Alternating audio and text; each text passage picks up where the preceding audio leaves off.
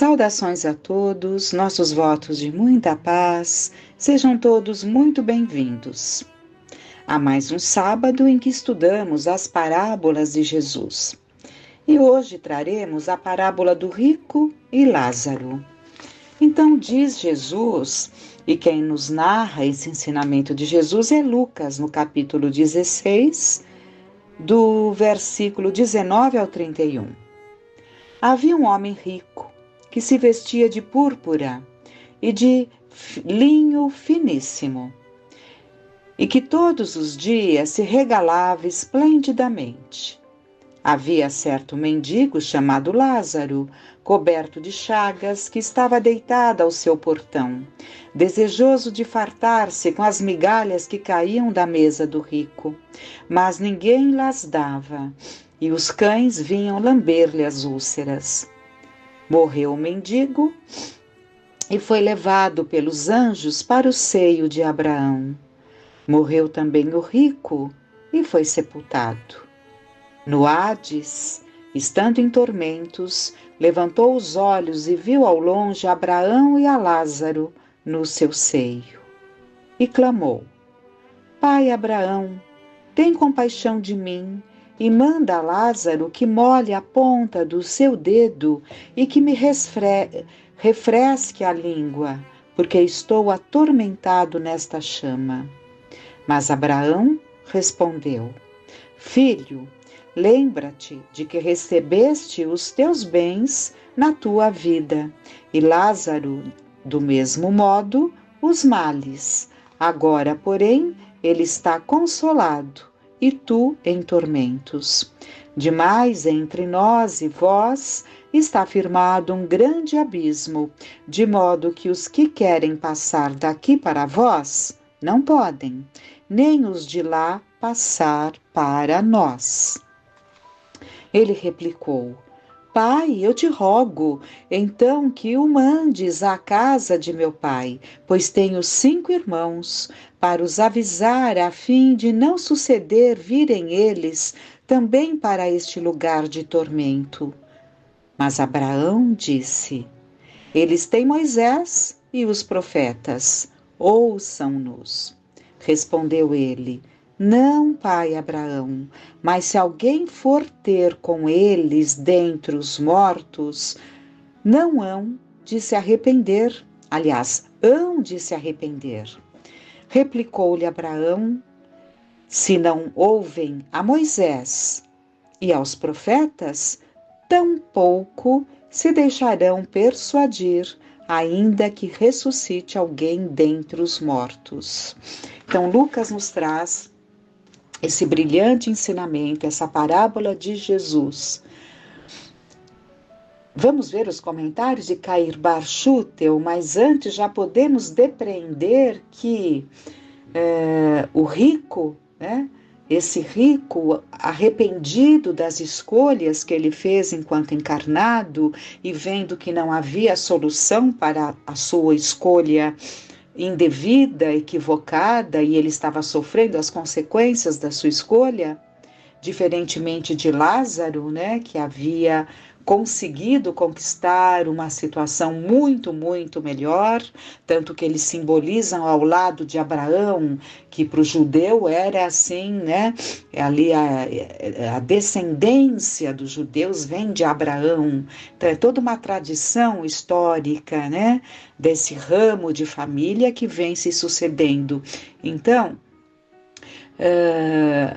ele estava, consequentemente, numa situação muito feliz. E o rico pede, então avise os meus familiares, para que não incidam no mesmo erro que eu cometi.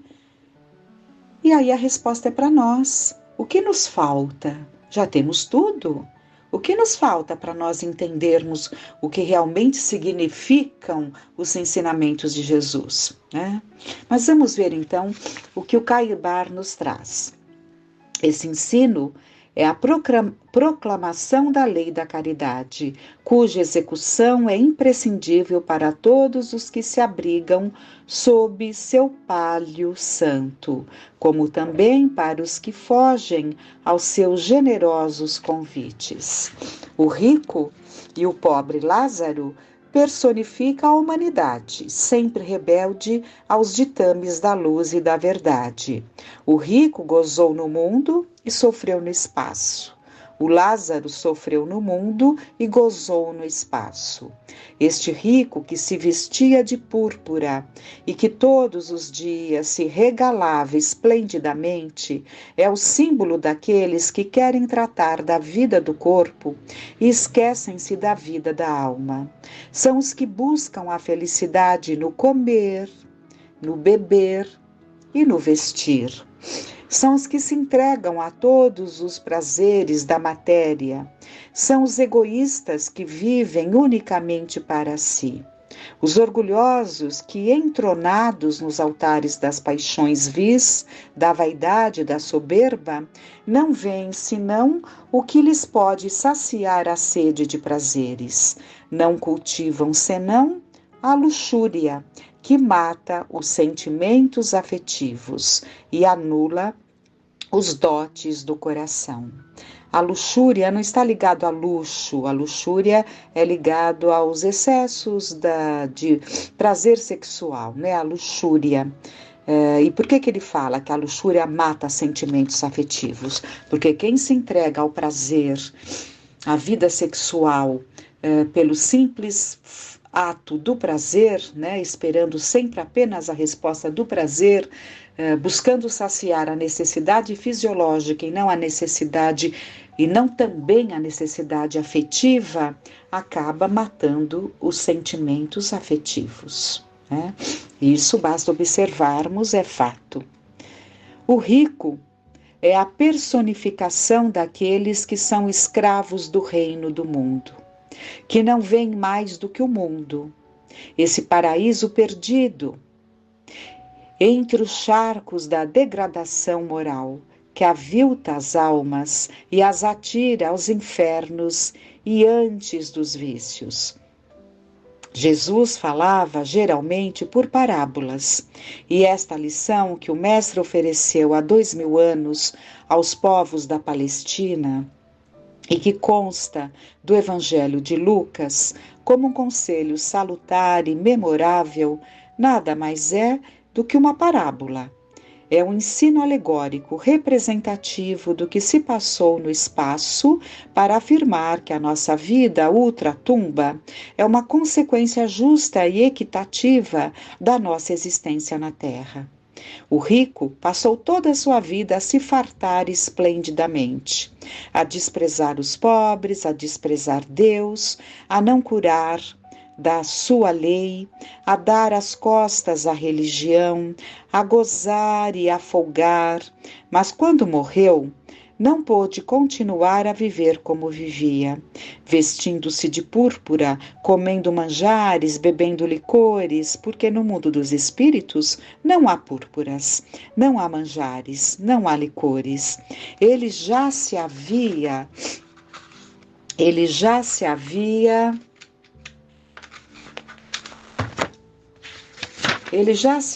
fartado com os prazeres da terra. Não podia fartar-se depois com os prazeres do céu, porque não os havia buscado, nem havia adquirido o tesouro com que se conquista as glórias celestes. Nu, sem dinheiro, sem crédito, para arranjar melhor morada, lhe foi destinado o Hades.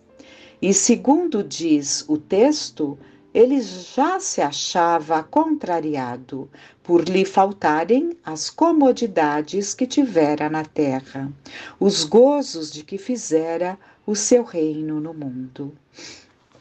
Então são situações muito delicadas.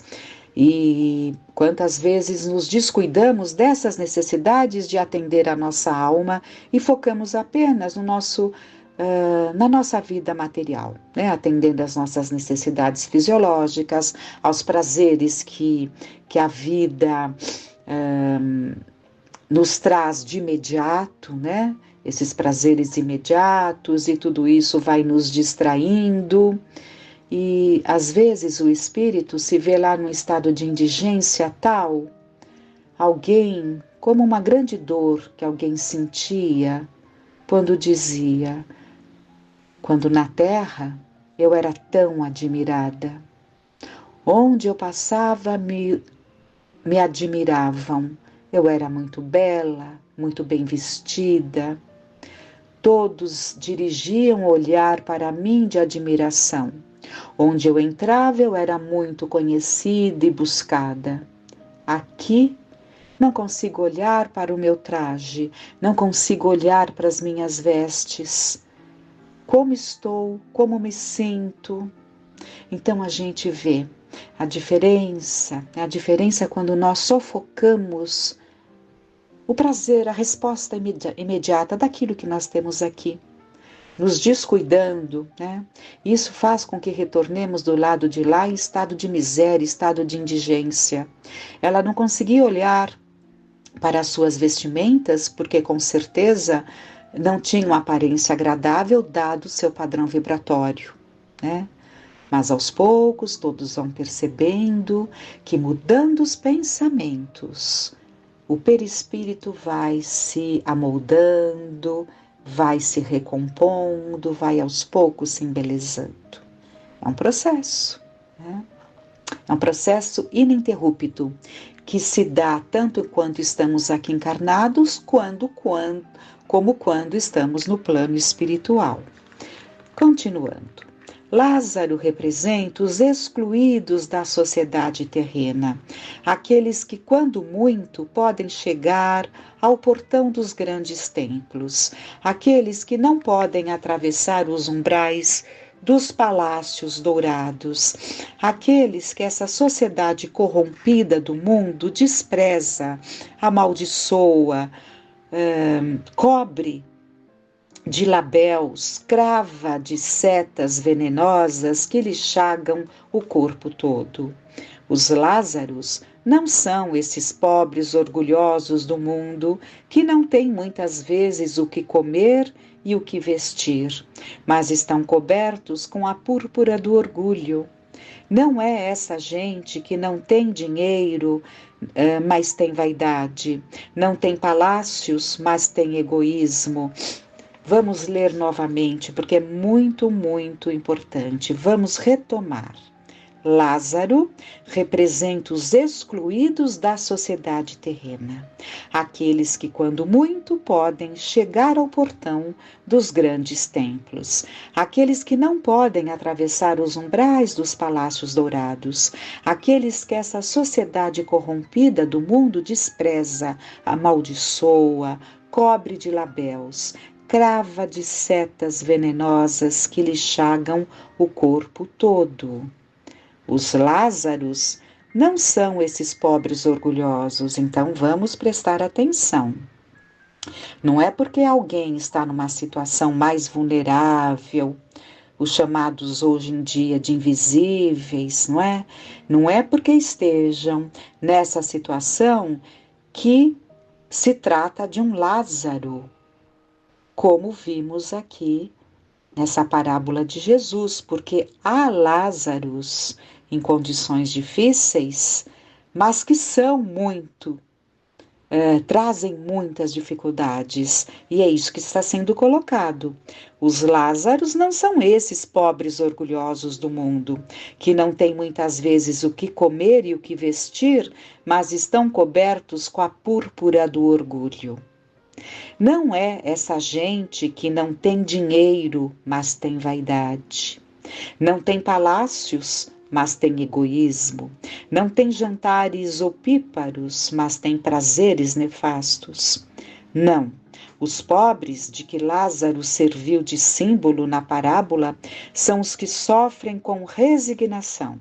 São os que desprezam os bens da terra, porque buscam as coisas de Deus. São aqueles que se veem usurpados daquilo que por direito lhes pertence no mundo. Mas, pacientes e resignados, não se revoltam, porque creem no futuro e esperam as dádivas que lhes estão reservadas por Deus. Eles sabem porque estudam, esperam e oram que existe um Criador, um Pai Supremo que lhes dará o prêmio de suas vigílias. um salário pelos seus afazeres morais, uma luz para a sua orientação espiritual, e que este prêmio, este salário, esta luz, embora às vezes pareça tardar, não faltará, porque a justiça de Deus é infalível, é indefectível. É assim que morreu Lázaro, o mendigo, e foi conduzido pelos anjos ao seio de Abraão. Morreu também o rico e foi posto no Hades. Duas personalidades distintas, uma que gozou, outra que sofreu. Uma a quem nada faltava, outra a quem tudo faltava. Vão trocar agora suas condições. Vão mudar de cenário. O mendigo vai para a abundância e o rico é que passa a mendigar. E aí muitas vezes vem a prova difícil, porque às vezes aquele que na falta teve um olhar, teve um comportamento adequado, né? Libertando-se ali de vaidades, orgulhos, mas às vezes, ao retornar na abundância, pode vir a se perder se não estiver preparado o suficiente, né? Porque há muitos ricos e ricos mesmo que são muito preparados. Muito preparados.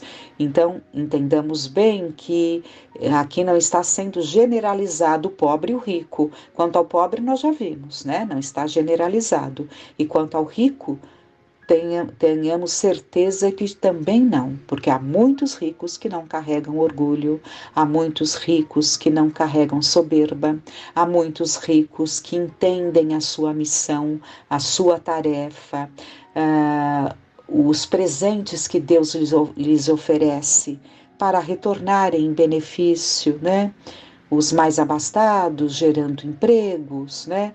Os outros gerando de alguma forma algum conforto, né? Nos momentos em que possa ajudar este ou aquele, levantar aquele caído, aquele outro mais adiante, enfim, há tantas formas, né? Mas muitas vezes na troca, aquele que se comportava com humildade, porque a sua situação subalterna exigia isso, mas que dentro dele não havia humildade, ao ver-se ali num comando, passará a ser um déspota, né? Então, tudo isso temos que analisar. E o reverso é o reverso da medalha que se apresenta a todos no dia do julgamento. Vós tendes visto muitas medalhas? Figuremo-las numa libra esterlina. De um lado traz a figura do rei, mas do outro traz o seu valor real. Assim acontece também conosco. Cada um de nós é uma medalha. E como a medalha, a libra de ouro vale segundo o câmbio corrente. Assim também nós valemos de acordo com o câmbio espiritual que taxa o valor das nossas almas.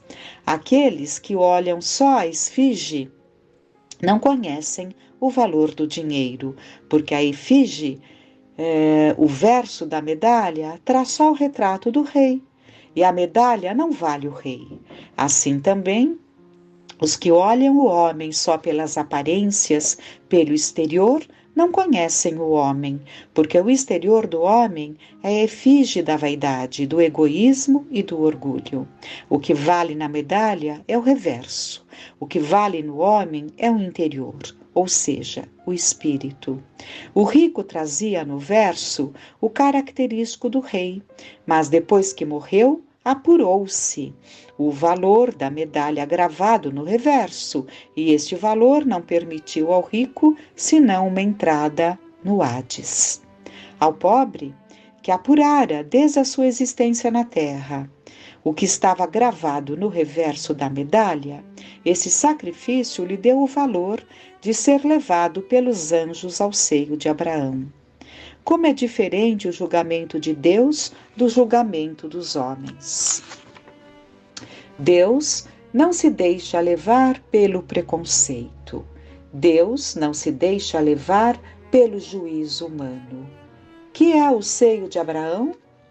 Mas continuemos a nossa análise. Que é o Hades? Que é Hades? E isso precisamos saber para melhor compreendermos a parábola do grande mestre. Seio de Abraão, continua Cair Bar Schutel. Seio de Abraão é a liberdade do espírito, no espaço infinito. Seio de Abraão é um mundo invisível, onde os espíritos com seus corpos empoderáveis caminham livres de todas as peias, realizando sempre novas conquistas, fazendo novas descobertas, aprendendo novas verdades que os elevam em conhecimentos, que os elevam em felicidade. Seio de Abraão é o mundo da imortalidade, da luz e da verdade, onde, quanto mais progredirmos, mais aprendemos, e quanto mais aprendemos, mais sabemos amar nosso Deus e nosso próximo. É o mundo da fé verdadeira, que abala e transporta montanhas, faz espumar oceanos e produzir ventos, mas que também dá calma e bonança a todos aqueles que, com os discípulos no mar da Galileia, batidos pelo rujo tufão, imploram o auxílio de Jesus e, com a esperança de salvamento, ouvem as doces palavras do humilde de Nazaré soarem a seus ouvidos como uma luz a iluminar o caminho numa noite tenebrosa. Abraão foi o patriarca dos hebreus, alta personalidade do Antigo Testamento em quem a fé mais se acrisolava, mais viva e rútila se mostrava, a ponto de não vacilar em sacrificar seu filho Isaque para obedecer às ordens que havia recebido do alto. Abraão era um crente sincero na imortalidade. Via o espaço semeado de espíritos, conversava com os espíritos daqueles que nós chamamos indevidamente mortos. Vivia em relações contínuas com o mundo dos espíritos, que era o seu seio predileto, que era o seu paraíso, o seu céu, a sua delícia, a sua felicidade. Para aí é que foi Lázaro, com inteira liberdade de locomoção nos ares. Ele havia sofrido na terra, aguilhoado pela dor na miséria, privado das delícias do mundo, mas cria num Deus Supremo, que lhe concedera aquela existência de expiação e de provas, para que reparasse os males de suas vidas passadas, em que havia também descurado das coisas divinas e só tratado dos gozos efêmeros do mundo. Lázaro saudara sua conta ao sair da prisão corpórea. Tinha pago o último ceitil de sua dívida e reconquistar o reino da liberdade e da luz que Deus concede a todos os que se submetem à sua lei, aos seus santos desígnios. Eis o que é o seio de Abrão.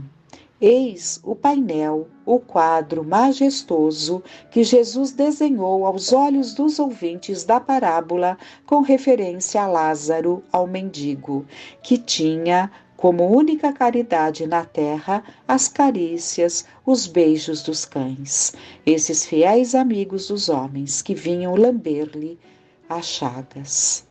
Continuemos a respigar o Evangelho. E do seio de Abraão, passemos ao Hades. Que pensais vós que seja o Hades?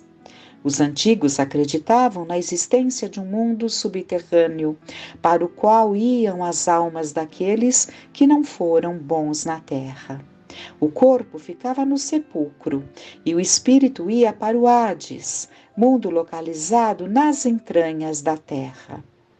Daí, essas almas não poderiam sair, assim como nós, em corpo na carne, não podemos sair deste mundo. Entretanto, os espíritos que estavam no Hades viam com os olhos da alma e sabiam, portanto, tudo o que se passava no seio de Abraão.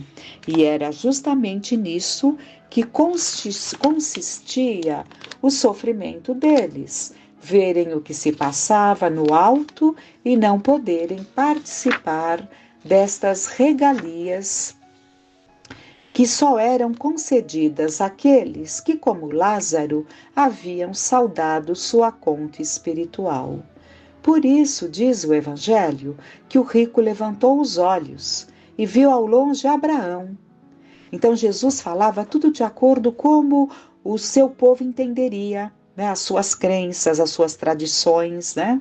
Então, por isso diz o Evangelho que o rico levantou os olhos e viu ao longe Abraão e Lázaro no seu seio e clamou: Pai Abraão, tem compaixão de mim. E manda a Lázaro que molhe a ponta do seu dedo manda a Lázaro que molhe a ponta do seu dedo e me refresque a língua, porque estou atormentado nesta chama. O rico queria água. Antigamente passara a vinhos e licores finos, mas no Hades pedia água. Tinha sede, e essa sede não era do corpo. Não se tratava de água de rios ou de fontes, porque o corpo estava no sepulcro, e o espírito não pode beber água material. Era sede de consolação, de esperança, de perdão.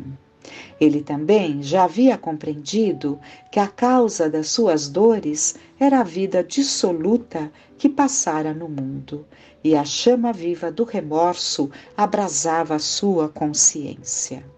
Ele queria água, essa água da vida, essa água de salvação que Jesus havia dado à mulher de Samaria.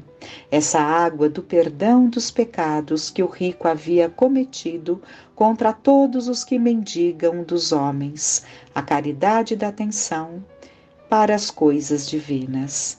E Abraão, o grande patriarca, que vivia feliz no mundo espiritual, dirigindo a enorme falange de espíritos que havia aumentado a sua descendência, falange de espíritos a quem guiava, e entre os quais se contava Lázaro, que era um dos seus protegidos espirituais, Abraão respondeu ao rico: Filho, lembra-te que recebeste os seus bens na tua vida, e Lázaro, do mesmo modo, os males.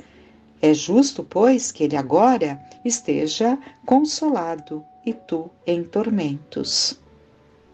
Acresce ainda que entre nós e vós está firmado um grande abismo, de modo que nem nós podemos viver onde vós estáis, nem vós podeis viver onde nós estamos. A vossa atmosfera nos abafa, assim como a vossa vos sufocaria. Os ares que respiramos são insuficientes para vós, que estáis impregnados de matéria. Continua a análise, mas já dá para nós termos material para reflexão, no sentido do que sempre falamos de padrão vibratório, né? O padrão vibratório define aqui entre nós encarnados estamos todos juntos, o mais santo dos homens como o mais cruel dos homens.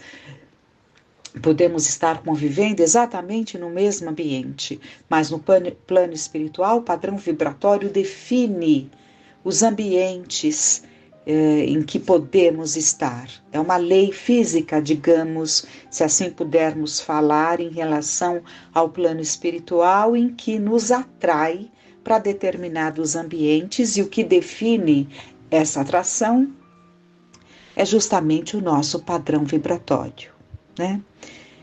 Muito aprendizado, muita reflexão. Fiquem para nós, então, esses ensinamentos abençoados e que fiquemos em paz.